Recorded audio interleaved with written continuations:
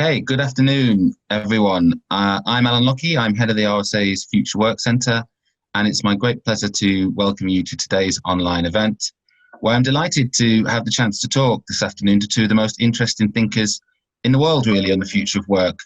A debate which, in the context of, I think, 97% of businesses in the UK, at least, seeing significant restructuring during the pandemic, feels ever more vital.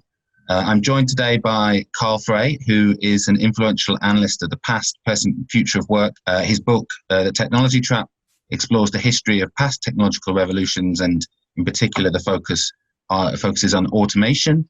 And he, alongside Michael Osborne, was responsible for the statistic, really, of 47% of US jobs maybe being vulnerable to high risk to automation, which really punched through and hit policymakers in a way that I don't think the future of work debate had to that point. So we're all very, very grateful for that research.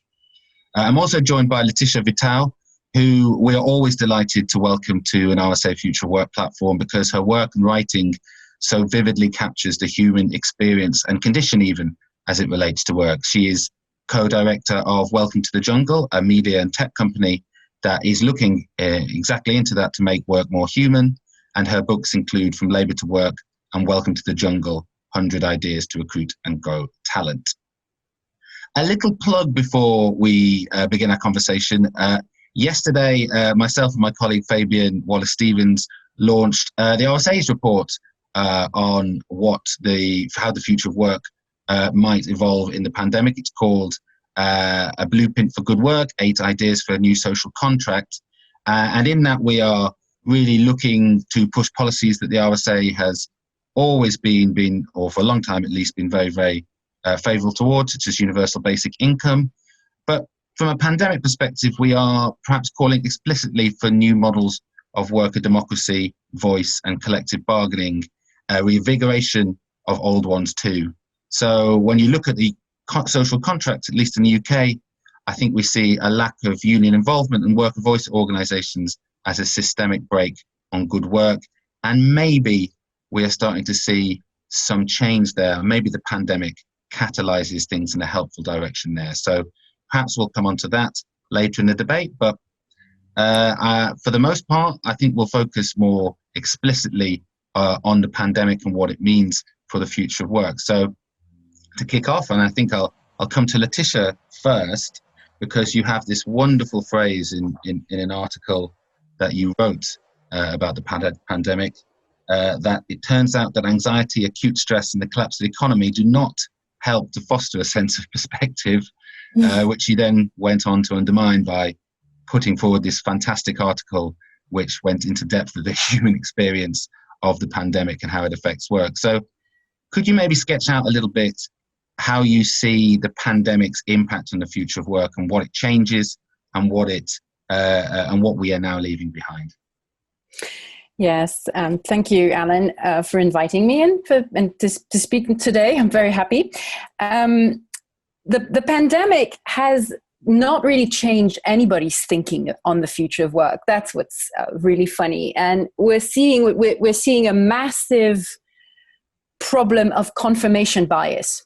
Is that everyone sees in the pandemic exactly what it is that they want to see. And so I don't know whether I'm falling prey to the same confirmation bias and see in the pandemic exactly what I want to see in it, or if it's actually because it's accelerated trends and transformations that had already started before the pandemic. And these transformations include, obviously, the digital transition. They include a higher or bigger role of the domestic sphere as a workplace, as a place of production, and everything that it involves. The rise of remote work and increasing or growing inequalities in general, and growing inequalities between those who can work remotely and those who can't. So these are some of the trends that I see as, the main things that are shown by the pandemic. And Karl, what's your reflection on the pandemic? You've obviously written a lot about automation, and how technology changes in moments of either profound industrial change or profound crisis. Do you have any reflections as what the pandemic might change?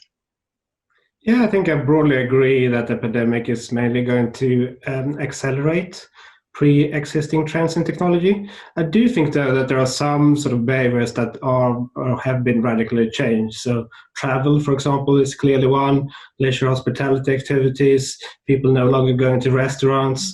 These were not trends that were sort of pre-pandemic, and I think it's unlikely that people are going to travel as normal, to go to restaurants as normal, actually before we have a vaccine. So that is something that's been fundamentally changed by this. I think when it comes to automation, obviously automation has happened for the past 200 years or so, but it's often come in spurts, and it's often come in spurts during actually downturns.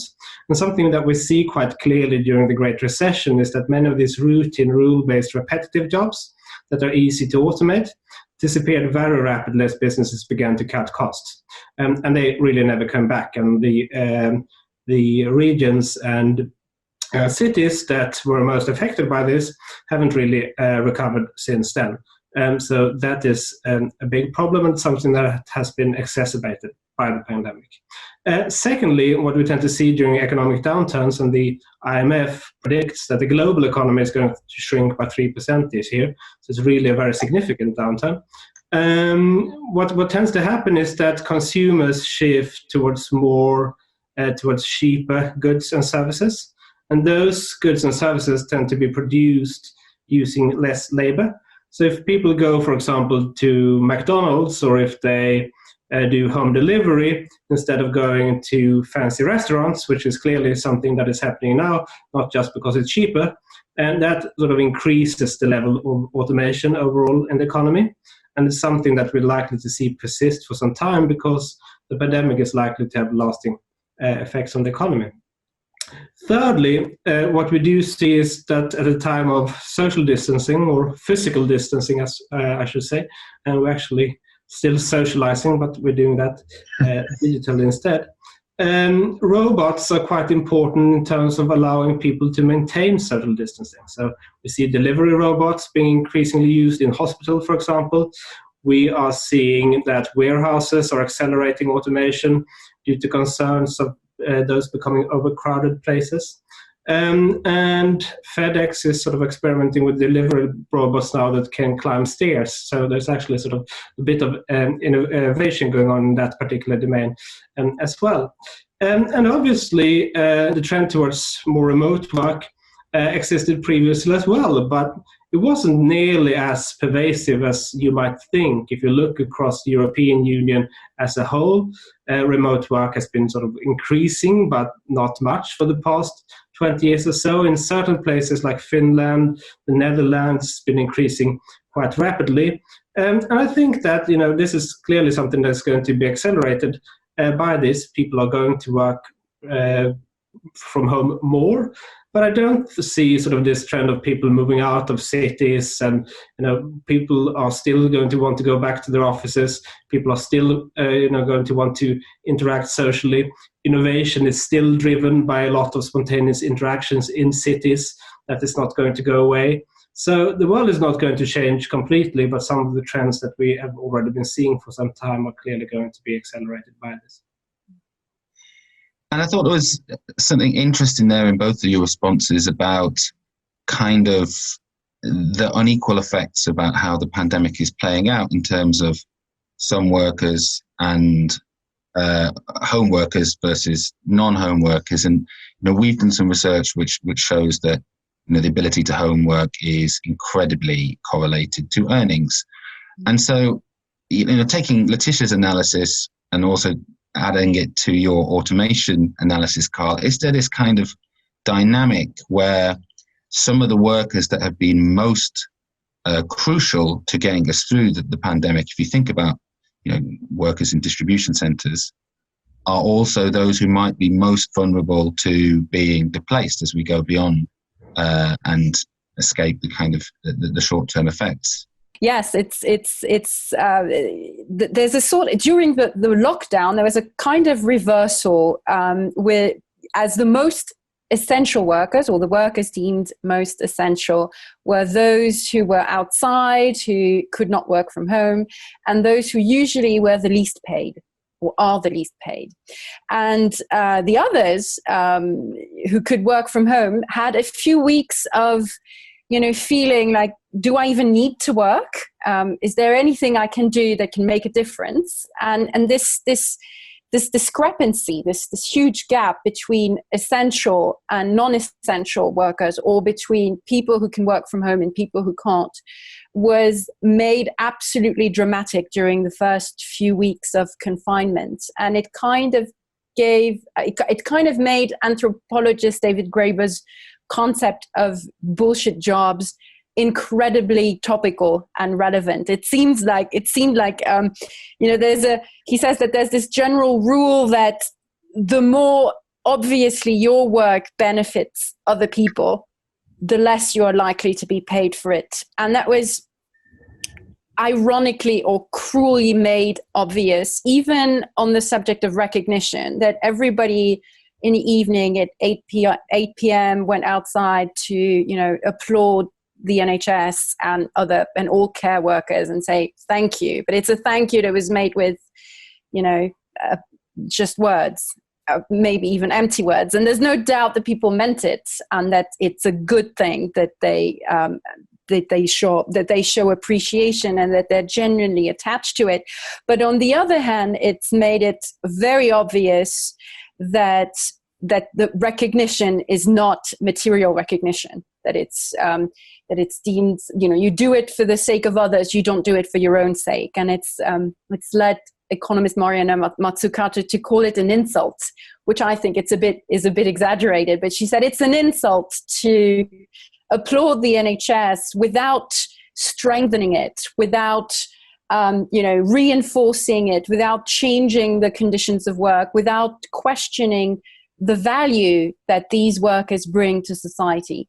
And I think that as far as care work in particular is concerned, and that was made obvious during the early phase of the pandemic, there are questions that will have to be answered in the near future, and it's probably a subject that's even more acute, more problematic in the UK than anywhere else in the OECD, except for the US, which is in a deeper mess than the UK. Because care workers, we're going to need more of them as, the baby boom generation is reaching, the 80 years old, and more of them will be dependent, and more of them will need care workers at home. There's the subject of how are we going to recruit them after a hard Brexit, when the EU workers that the UK was so dependent on will be harder to recruit, harder to get. There's the question of the fact that the system, the whole system, has shown its weaknesses, and that there were more deaths in the UK than anywhere else in Europe. And I think it's the highest number of deaths per capita after Belgium. I don't know why Belgium's doing so badly, but I think we've overtaken Belgium now. It's difficult to compare some of these data points. It's also because some of those figures are not completely reliable. But one thing is certain is that there is a problem, and that there are questions that will have to be solved. So it's like it concerns the future of work, because we know that we'll need more of these workers. These jobs are harder to automate and are badly paid and badly valued. And in the context of all the challenges that are coming ahead,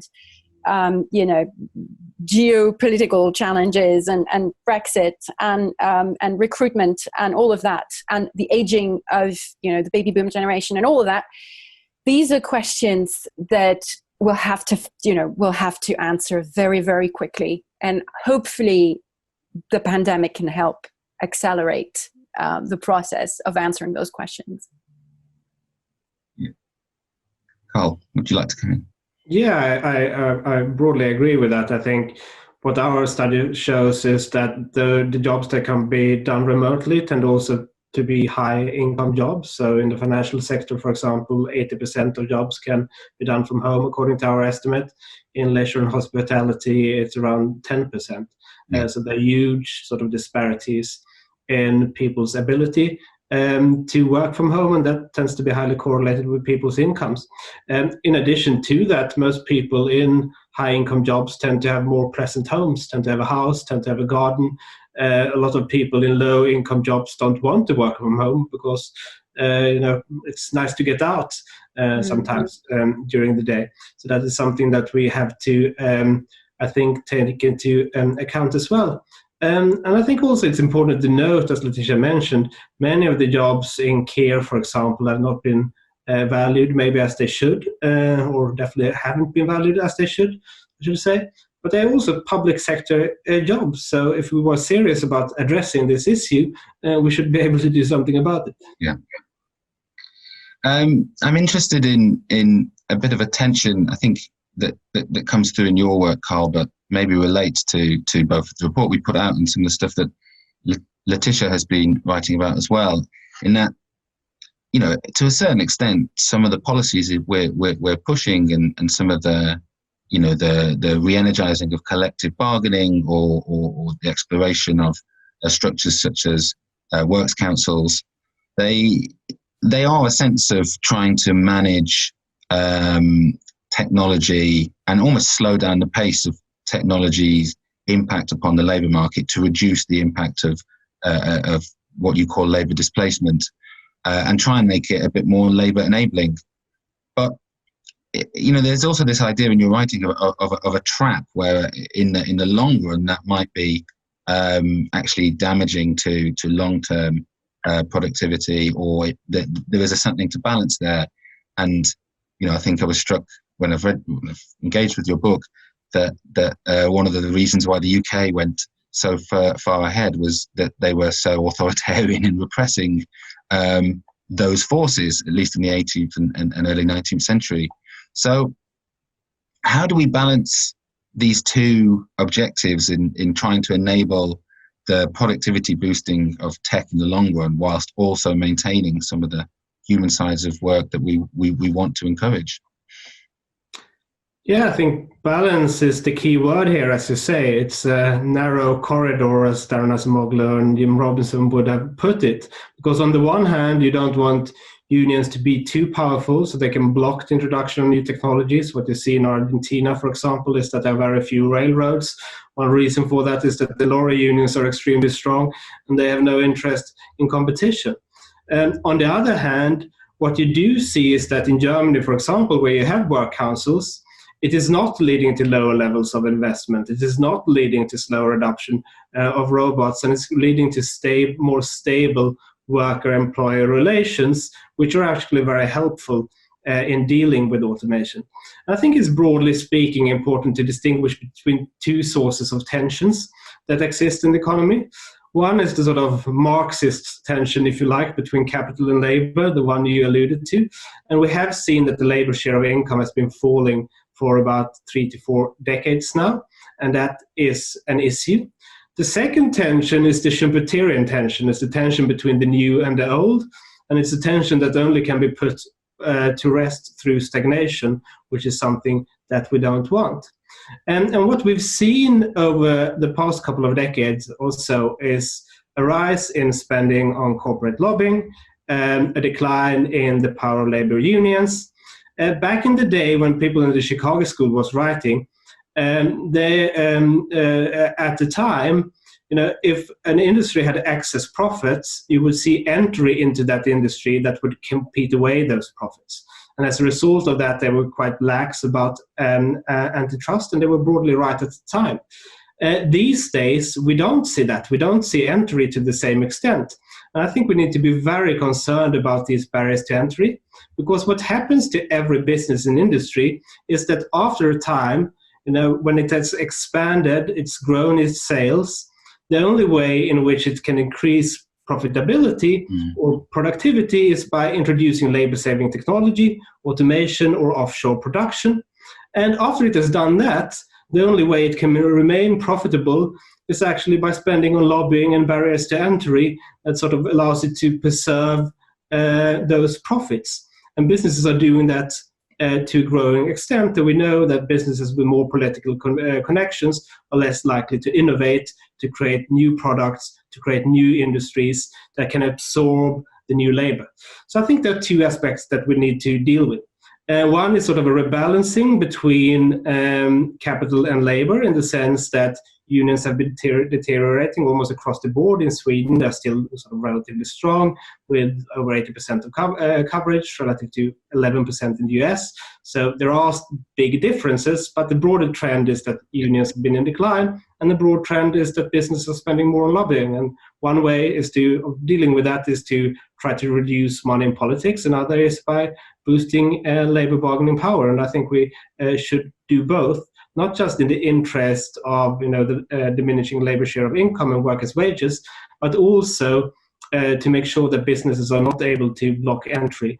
And I think the sort of a very worrying trend has been the reduction in dynamism, the reduction in the number of firms that are entering into new industries, which is taking place for 3 decades now. Thank you. And Laetitia, something that comes through very clear in your writing about the pandemic so far is the gendered angle to some of the trends and some of the things that we have seen happen already. Whether it's the kind of cognitive load between balancing childcare and work, or even actually the potential impact on automation long term. You've said that it's this could be a disaster for feminism. Would you like to explain to our audience why you feel so strongly on that? Yeah.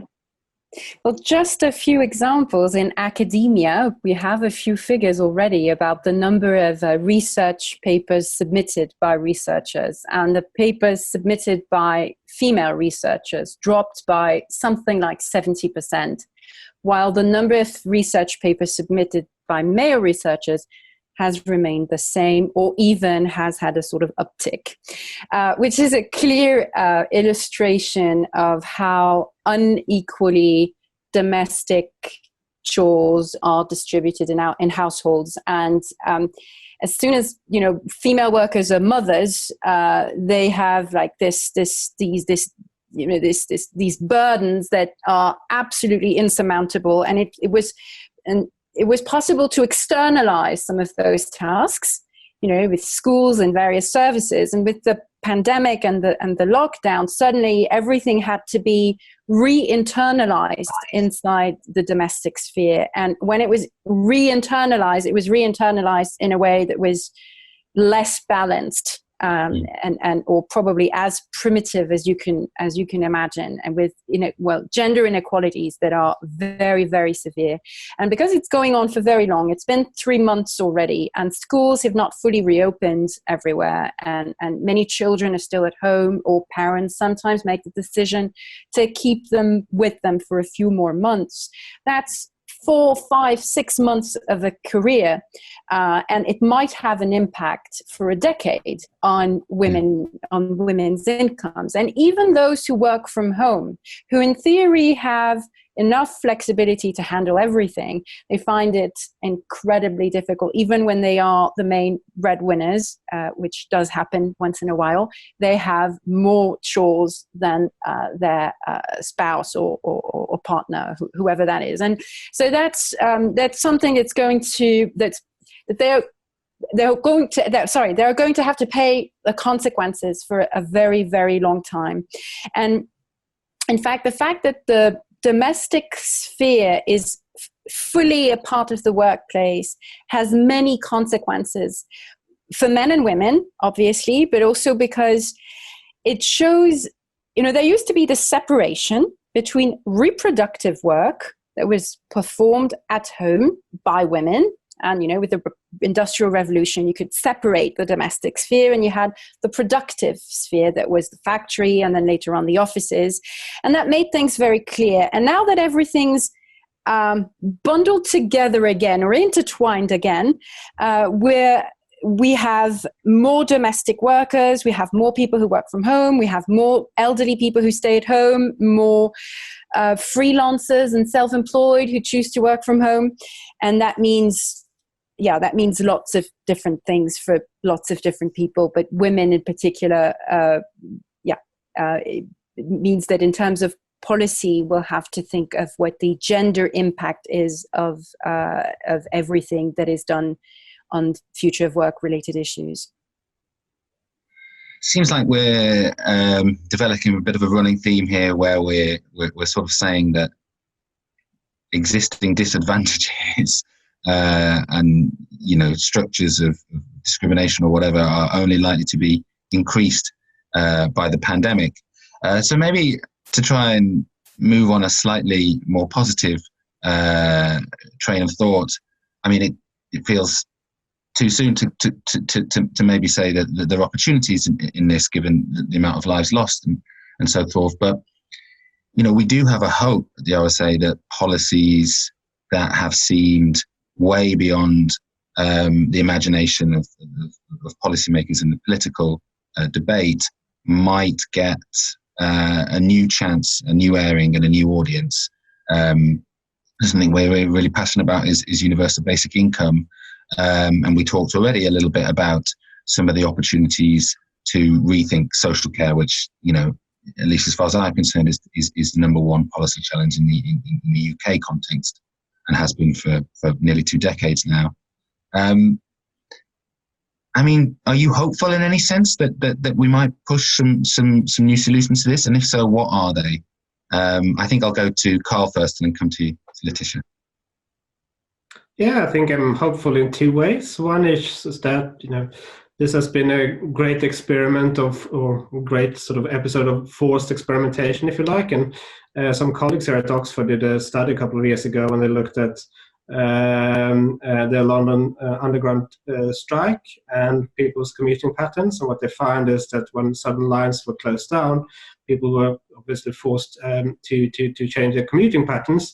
And the minority, roughly 5%, they actually stuck to the new patterns of commuting, and they every day reduced their commuting time. So over the long run, it turned out that this was a beneficial thing, because the long run benefits outweigh the costs. Now, I don't think that this pandemic will turn out that positively, in the sense that I do think the cost of this has been immense. But there are clearly businesses that are going to experiment with remote work, find more productive, efficient way of doing things. And I think that is one good thing that is going to hopefully come out of this. Secondly, as you mentioned, universal basic income is something that I would support as well if we take the U out of the UBI, so something like a basic income, a negative income tax that is not received by everyone, but the ones who actually need it, is something that I would support, and I suspect that support for that has gone up since the pandemic. Yeah, I agree fully with that. To go back to the theme of gender inequalities, paradoxically enough, I do think there is something positive that happened during the pandemic, and that is that the role of fathers was very, very increased during this crisis. Were more men at home looking after their children.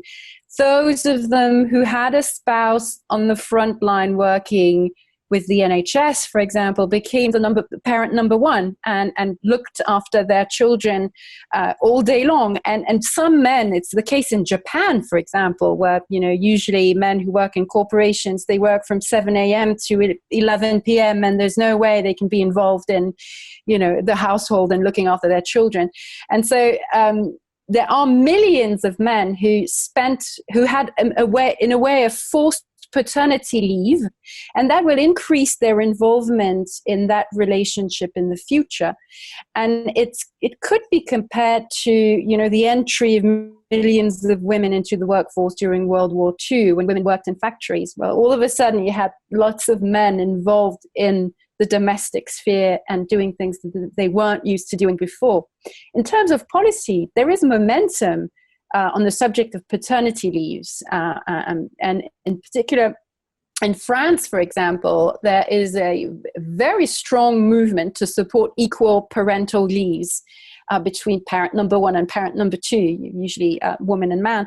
And so that's something positive that could be discussed. It's not exactly universal. It's my belief, it's paternal involvement that's really the key here for more equality in the future. I'm also positive about, like Karl, about remote work becoming more of a norm in lots of corporations as far as white-collar jobs are concerned. I think it will accelerate a transformation, managerial transformations that are very positive, that can make people's lives easier with, less commute, more flexibility, less traffic, things that can better lives in general when you can balance your home life and your work life in a better way.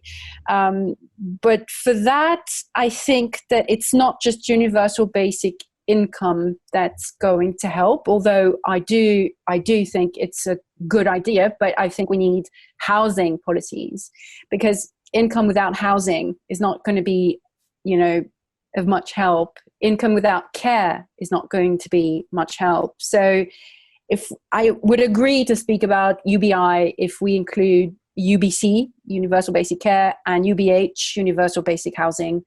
And in that case, let's discuss UBI. I feel incredibly seen by that last response, because my own experience of the pandemic has been to go back home and spend much more time with my she's 7 months now, but she was 4 or 3 months at the start of the crisis, baby, and I think develop a relationship there that I perhaps might not have had the opportunity to were it not for lockdown. So it feels like maybe that there is an opportunity, and it will certainly change my thinking going beyond this pandemic.